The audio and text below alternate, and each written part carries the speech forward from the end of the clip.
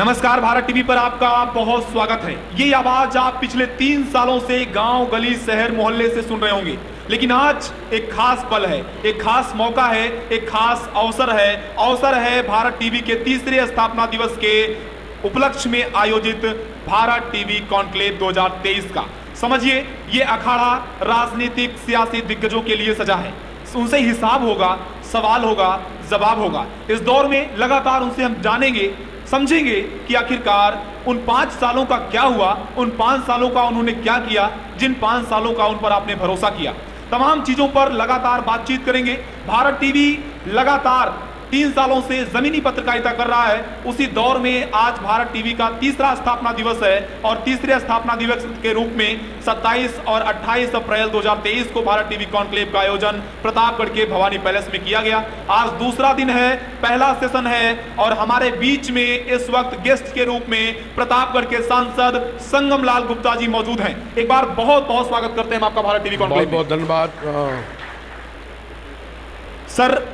ये अवसर खास है चूंकि भारत टीवी अपना तीसरा स्थापना दिवस मना रहा है और खास तौर पे आज भारत टीवी कॉन्क्लेव का आयोजन किया गया है। कल भी हमारे 7 से 8 सेशन हुए हैं, अलग अलग जिलों के गेस्ट आए, विधायक, सांसद आए और आज आप प्रतापगढ़ के सांसद हैं। खास बात यह है कि भारत टीवी का जो स्थापना हुआ वो प्रतापगढ़ से हुआ। भारत टीवी प्रतापगढ़ में काफ़ी लोकप्रिय है और आसपास के 10 से 15 जिलों में काफ़ी एक्टिव भी है। इसका दायरा हम लगातार बढ़ाते जा रहे हैं और अच्छी बात यह है कि दर्शक उतना ही प्यार भी दे रहे हैं। लेकिन आज खास मौका इसलिए है क्योंकि आप प्रतापगढ़ के सांसद हैं और आज आप भारत टीवी के कॉन्क्लेव के इस पहले सेशन में मंच पर मौजूद हैं। सवाल और जवाब का दौर शुरू हो। हमारा आपका अखाड़ा सजा हुआ है, मुकाबला जोरदार होगा क्योंकि 5 साल जनता की, प्रतापगढ़ की जनता के 5 साल, कीमती 5 साल आपने लिए हैं और 5 सालों का आज हिसाब किताब अगले 20 से 25 मिनट में हम आपसे करेंगे। सर, सवाल वही पुराना सवाल कि आखिरकार प्रतापगढ़ विकसित कब होगा? प्रतापगढ़ की जो मूलभूत समस्याएं हैं कब वो दूर होंगी? क्या प्रतापगढ़ शहर जो खारा पानी पीने के लिए मजबूर है कभी मीठा जल पी पाएगा? क्या प्रतापगढ़ गांव की सड़कें जो बदहाल हैं क्या वो सही हो पाएंगी? क्योंकि अब बहुत दिन समय नहीं रह गया है, चुनाव करीब है 2024 का और आखिर में 7 से 8 महीने का वक्त है। तो क्या लगता है सर, जो खामियां हैं उन पर कितना काम किया गया है और कितना काम होना है? देखिए, हम 2 साल विधायक रहे हैं और विधायक के कार्यकाल में हमने जो काम किया, मेडिकल कॉलेज की स्थापना किया। जो प्रतापगढ़ में मेडिकल कॉलेज नहीं था, छोटे मोटे एक्सीडेंट होने से लोगों को प्रयागराज या लखनऊ जाना पड़ता था। हमने अपने उस 2 साल के कार्यकाल में हमने ऐसे 7 पुलों का निर्माण कराया, चाहे डुहिया हो, चाहे 2 मुहा पुल हो, तो कई सारे, चाहे ये अपना पूरे ईश्वरनाथ का पुल हो, कई सारे ऐसे पुल जहां लोग आज़ादी के, देश आज़ादी के बाद उनको ये नहीं मालूम था कि हमारा देश आज़ाद हुआ। वहां बच्चों को शिक्षा के अभाव थे, तो हमने उस पुल का बनवाने से कई सारे बस्तियों की कनेक्टिविटी सीधे शहर से हो गई। और 2 साल के बाद हम जब सांसद बने, 2019 में सांसद बनने के बाद उसके तुरंत 6-8 महीने के बाद 2020 में कोरोना काल का संकट आया। 2 साल तक पूरा देश प्रभावित था, फिर भी देश के प्रधानमंत्री मोदी जी के कुशल नेतृत्व की बदौलत हम सब सुरक्षित हुए और देश की जनता को मुफ्त में वैक्सीन देने का काम हुआ। 80 करोड़ लोगों को आज भी अनाज दिया जा रहा है। उसके बाद विकास का दौर शुरू होता है। कई वर्षों से कई सारे सांसद बाईपास का नाम लेके सांसद बन जाते थे, मगर हमने 2020 के बाद हमने निरंतर भारत सरकार में पैरवी किया और बाईपास को सेंक्शन कराया। 350 करोड़ रुपए का बाईपास का काम शुभारंभ हुआ। नितिन गडकरी जी ने आके उसका भूमि पूजन किया था, जिस पे काम भी प्रगति पर है। और माननीय नितिन गडकरी जी जब आए थे, क्योंकि वो बाईपास सुखपान नगर तक था, आगे 6 किलोमीटर और उसको बढ़ाया गया, उसको ले जाके राजगढ़ में टच किया गया। उसका भी टेंडर हो गया। आचार संहिता के बाद उसका भूमि पूजन करने आएंगे माननीय मंत्री जी। हमारे शहर की दुर्दशा इतनी खराब थी कि वो शहर जैसा लगता नहीं था। हमने 350 करोड़ रुपए का भोपिया मऊ से लेके सोनावा तक 4 लेन सीसी रोड, जिसपे एक ब्रिज बनेगा कुसमी फाटक पर और दूसरा एक और पुल बनेगा बेल्हा देवी पर। ऐसे 4 लेन सीसी रोड जो मंजूर भी हो गया, टेंडर भी हो गया। अब आचार संहिता खत्म होते ही उसका भूमि पूजन करने के लिए माननीय केंद्रीय मंत्री नितिन गडकरी जी आएंगे। चलिए, विकास का एक लंबा खाका आपने खींचा है, कह रहे हैं कि विकास हुआ है। ये बताइए सर, एक बड़ा सवाल बन जाता है क्योंकि आपकी सरकार एक्सप्रेसवे, हाईवे और ये चीज़ें बनाकर कहती है कि हमने गड्ढा मुक्त कर दिया सड़कों को, हमने बहुत अच्छी सड़कें देश को दे दी। लेकिन देश जो है वो गाँवों से बनता है, हिंदुस्तान हमारा गाँवों से बनता है। जब हिंदुस्तान गाँवों से बनता है सर, तो गाँव की जो सड़कें हैं, जो पगडंडियाँ हैं, जो कनेक्टिविटी रोड हैं, उन रोडों का हाल जस का तस है। वो रोड अभी भी जर्जर है। देखिए, जितने भी प्रधानमंत्री सड़क योजना से कम हमारे कार्यकाल में प्रधानमंत्री सड़क योजना जो 5 किलोमीटर के ऊपर होता है जी, प्रधानमंत्री सड़क योजना 60 रोड बनाए गए हैं और जिसपे और काम चालू है। कुछ रोडें पूर्ण हो गई हैं। कुछ रोडें आपको ग्रामीण क्षेत्रों को जो बस्तर हालत में दिखती होंगी, वो जिला पंचायत की रोडें हैं। जिला पंचायत की जो रोडें होती हैं उस पे निर्माण कार्य जिला पंचायत ही करा सकता है, उस पे PWD नहीं करा सकता है। जो मैं कई बार शासन के संज्ञान में लाया हूँ कि जिला पंचायत की जितने भी रोडें हैं। सर, सरकार आपकी है, शासन आपका है, क्या लगता है कि जिला पंचायत के माध्यम से रोडें अगर नहीं बनती हैं और जनता को परेशानी होती है तो ये आपके चुनाव पर प्रभाव नहीं डालेगा? देखिए, जिला पंचायत एक ऑटोनॉमिक बॉडी है जी, जो जिला पंचायत से संचालित होती है। बिल्कुल।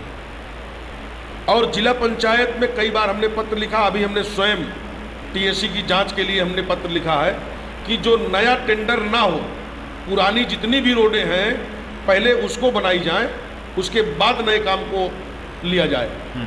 तो उस पर भी हमने सरकार के भी संज्ञान में लाया है। क्या होता है कि छोटी जो सड़कें हैं वो सांसद के क्राइटेरिया से बाहर होती है। अगर वो 5 किलोमीटर की सड़कें हैं तो हम प्रधानमंत्री सड़क योजना में उसको तुरंत टेक ओवर करते हैं। संगम लाल गुप्ता सदन में बहुत बोलते हैं, सदन में जब बोलते हैं तो बड़े स्पीड में भाषण पढ़ते हैं और काफ़ी चर्चित रहे हैं। का तो वीडियो तो आपके काफ़ी वायरल हुए हैं। क्या लगता है, मौका कम मिल पाता है क्या आपको?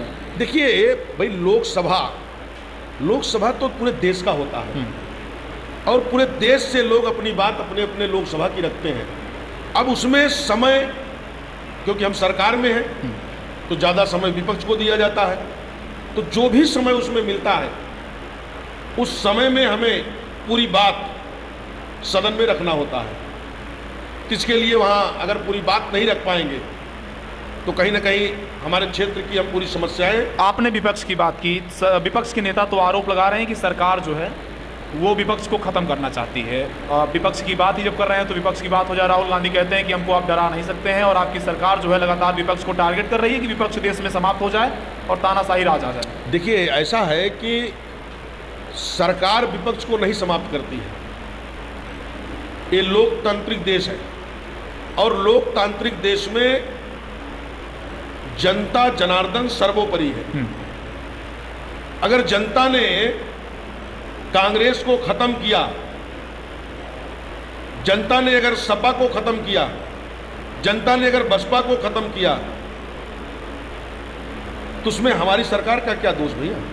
नहीं, ईडी और सीबीआई का आजकल बहुत चर्चा है। ईडी और सीबीआई को आप बहुत इस्तेमाल कर रहे हैं, ऐसा आरोप लग रहा है। देखिए, ईडी और सीबीआई वो एक स्वतंत्र एजेंसी है, न तो उसमें सरकार का कोई हस्तक्षेप होता है और न सरकार उसमें कोई हस्तक्षेप करती है। और ईडी सीबीआई तो अपना काम करती है।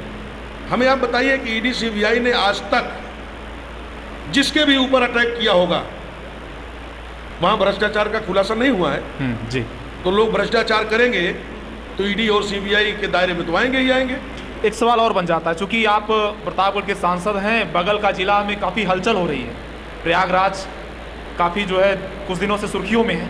तो क्या लगता है प्रयागराज में जो कुछ चल रहा है वहाँ पर पुलिस कस्टडी में अतीक अहमद और उसके भाई की हत्या हो जाती है, क्या लगता है योगी बाबा का जो लॉ एंड ऑर्डर है उस पर बड़ा सवाल नहीं खड़ा होता? ऐसा है कि हमारी सरकार विकास और सुशासन ये हमारी प्राथमिकता है, और जैसी जिसकी करनी होती है वैसे ही उसकी भरनी भी होती है। ईश्वर के यहाँ देर है, अंधेर नहीं है। अगर बहुत आदमी पाप को अर्जित कर लिया हो तो कहीं ना कहीं उसे दंड तो मिलता ही है। नहीं तो ईश्वर की लाठी में आवाज नहीं आता। न्याय व्यवस्था के तहत या फिर गोली मार देना किसी नहीं, ईश्वर के लाठी में आवाज नहीं आता है। हमारी सरकार लॉ एंड ऑर्डर पे भी काम रही है, उस पर जांच कमेटी भी बैठा दी गई है, और जिस तरीके से आतंक था, जिस तरीके से गरीबों का शोषण था, तो ये तो खुदा का फरमान है। अच्छा, ये बताइए कि प्रतापगढ़ आंवला नगरी माना जाता है। 1 डिस्ट्रिक्ट 1 प्रोडक्ट में प्रतापगढ़ का आंवला बहुत चर्चित है। जब आप मुख्यमंत्री जी से मिलते होंगे, प्रधानमंत्री जी से मिलते होंगे, तो प्रतापगढ़ के आंवले की चर्चा जरूर करते होंगे।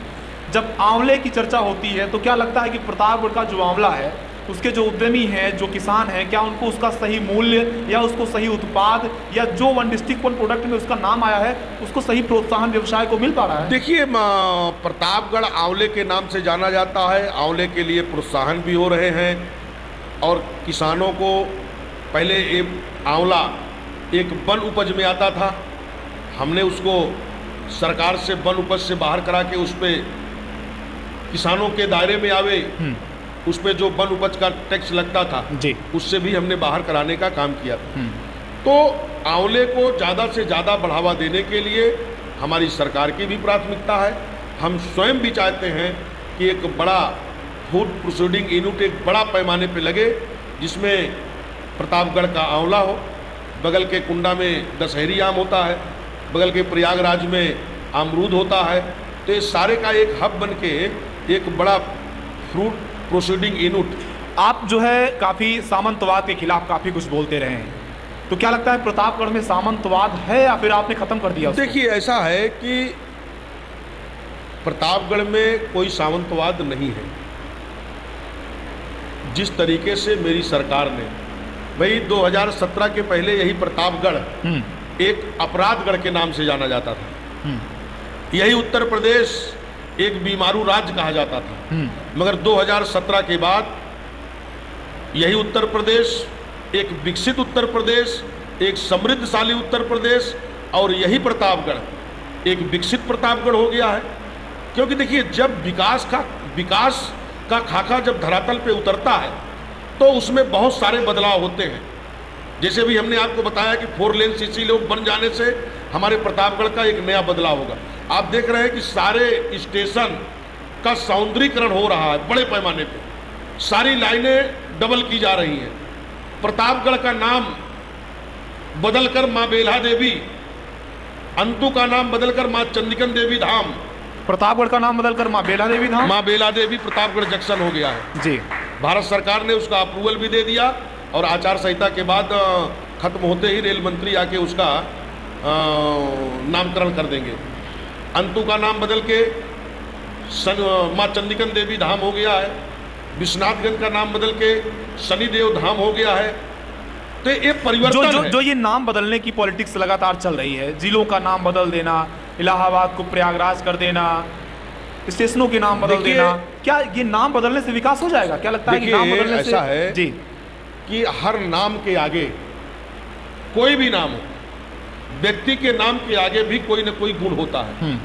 तो आज भी प्रतापगढ़ ग्रामीण क्षेत्रों में बेल्हा के नाम से जाना जाता है कि हम बेल्हा जा रहे हैं। तो अगर आज भी नगर पालिका में रिकॉर्ड में बेल्हा है, तो अगर उसको माँ बेल्हा देवी प्रतापगढ़ जंक्शन अगर बोला जाए तो उसमें कोई बुराई तो नहीं है। संगम लाल गुप्ता, और अंतु एक सवाल सर, बहुत जरूरी सवाल ये, आप एक व्यवसायी भी थे, फिर आप टिकट पाते हैं और आप चुनाव लड़ते हैं, चुनाव पहली बार में विधायक बन जाते हैं, और उसके बाद एक ही टर्म में आप सांसद भी बन जाते हैं। 5 साल में आप विधायक और सांसद दोनों बन जाते हैं, और उसके पहले आपने बहुत संघर्ष भी किया था। काफ़ी एक आपकी बायोग्राफी आई है जो डॉक्यूमेंट्री बनी है आपकी। क्या लगता है संगम लाल गुप्ता कहाँ से चले थे और आज कहाँ पहुंचे हैं? इस सफर में क्या संघर्ष थे, कैसे कठिन दिन आए, क्या कैसे हुआ? अगर व्यक्ति अच्छे भाव के साथ और निष्ठा के साथ, चाहे शिक्षा के क्षेत्र में हो, चाहे पत्रकारिता के क्षेत्र में हो, चाहे व्यवसाय के क्षेत्र में हो, चाहे राजनीति के क्षेत्र में हो, उसका भाव अगर अच्छा है, उसका सोच समाज हित में है, तो वो व्यक्ति हर कठिनाइयों से लड़ते हुए अपनी मंजिल को प्राप्त कर लेता है। नहीं तो क्या कभी आप स्टेशन गए थे, पैसा नहीं था, किराया नहीं था आपके पास, फिर आप मुंबई गए, फिर वहाँ बहुत संघर्ष करना पड़ा, ये जर्नी हुई थी सही सही या फिर डॉक्यूमेंट्री बनी है? देखिए, ऐसा है कि भाई हमारी जीवन तो एक कहानी है, वही जानना चाहते हैं। हमारा कहने का मतलब हमारी अपनी भी जीवन। भाई हम एक गरीब परिवार में जन्म लिए, हमारी माँ मजदूरी करती थी, हमारे पिताजी कुछ काम नहीं करते थे, हम 6 साल की उम्र से हम संघर्ष कर रहे हैं। तो डॉक्यूमेंट्री जो बनी है हमारी, वो रियल की डॉक्यूमेंट्री है। हमारा नाम संगम क्यों पड़ा, हम यहाँ से गए बाहर, हम फुटपाथ पर सोए, हम सब्जी बेचे, सर एक सवाल मन में आया लक्ष्य निरंतर बढ़ा रहा। सर एक सवाल मन में आया कि जैसे एटीएल फैक्ट्री है, उसके लिए आप बताते हैं प्रयास हो रहा है और प्रयास लगभग सफल भी हो रहा है। अभी कुछ सोशल मीडिया पे चर्चा थी कि आपने कहीं भारी भरकम बजट खर्च किया किसी बाहर के जिले में, उत्तर प्रदेश के किसी दूसरे जिले में आपने कोई बड़ा औद्योगिक प्लांट लगाने की बात की है, कहीं आपने इन्वेस्ट किया है। तो प्रतापगढ़ में ऐसा क्यों नहीं? प्रतापगढ़ के सांसद हैं, प्रतापगढ़ के लोगों को रोजगार मिले। नहीं, देखिए प्रतापगढ़, देखिए एटीएल फैक्ट्री बंद हुई, हमें बाहर जाना पड़ा, और मगर मैं वापिस आया तो जिस दिन मैं राजनीति में कदम रखा, उसी दिन से हमारा ये लक्ष्य था कि मैं इस एटीएल फैक्ट्री को पुनः चालू करूंगा, और आज उसमें हमें सफलता मिली। हमने उसका बकाया 70 करोड़ रुपए भर के हमने जमीन वापस ले लिया, यूपीएसआईडीसी को दे दिया। 900 करोड़ रुपए का उसका एमओयू हुआ है, उसमें एक इंडस्ट्रियल पार्क बनेगा, 20,000 युवाओं को रोजगार मिलेगा, नौकरी मिलेगी। हमारे प्रतापगढ़ के बदलाव में एक अहम भूमिका होगी, ये हमारा लक्ष्य था। सर ये बताइए कि जनसंख्या के मामले में देश लगातार आगे बढ़ रहा है, हम कुछ दिन में चीन को पीछे छोड़ने वाले हैं और विश्व का सबसे बड़ा जनसंख्या वाला देश भारत बनने वाला है। कभी जनसंख्या नियंत्रण कानून को लेकर बात नहीं होती सदन में कि आपस में सांसदों में चर्चा हो रही है? देखिए, कई सारे प्राइवेट बिल भी सदन में लाए गए हैं और उस पर चर्चाएं भी चल रही हैं, और हमें देश को मजबूत करने के लिए और देश हमारा ताकतवर बने, हमें जनसंख्या बिल आज नहीं तो कल लाना ही पड़ेगा। कुछ लोग कह रहे थे कि संगम लाल गुप्ता सांसद हैं, उसके अलावा विधायक कुछ हैं, अधिकारी सुनते कम हैं। क्या ऐसा है, किसी का दबाव होता है कि अधिकारी आपकी बात कम सुनते हैं? आज हमारे सरकार में अधिकारी पूरी तरीके से पारदर्शिता काम कर रहे हैं, और हमारा भी यही सोच है, विधायक का भी यही सोच है कि समाज के अंतिम पायदान पर जो व्यक्ति है, शोषित वंचित गरीब परिवार जो है, उसको न्याय मिले, हमारी सरकार की योजनाओं का लाभ मिले, बिचौलिया समाप्त हो, सरकार की जो मंशा है उसके हिसाब से अधिकारी। 2 आखिरी सवाल आपके साथ रहेंगे। लोग जानना चाहते हैं, अभी कुछ दिन पहले एक विवाद आपसे हुआ था प्रतापगढ़ के ही वरिष्ठ नेता प्रमोद तिवारी जी के साथ, पूरा मामला, पूरा घटनाक्रम क्या था, क्यों विवाद हो गया था आपका? अब देखिए, वो तो पूरे जिले के लोगों को मालूम है घटनाक्रम। भाई जिस जगह हमारा प्रोटोकॉल है कि हम 2 बजे आएंगे, सरकारी प्रोग्राम है और सरकार की उपलब्धियां हम बताएंगे कि सरकार की उपलब्धियां विपक्ष का व्यक्ति, कांग्रेस का व्यक्ति बताएगा, तो सरकार की उपलब्धियां तो सरकार का व्यक्ति बताएगा। तो उस प्रोग्राम में वैसे भी नहीं जाना चाहिए उनको।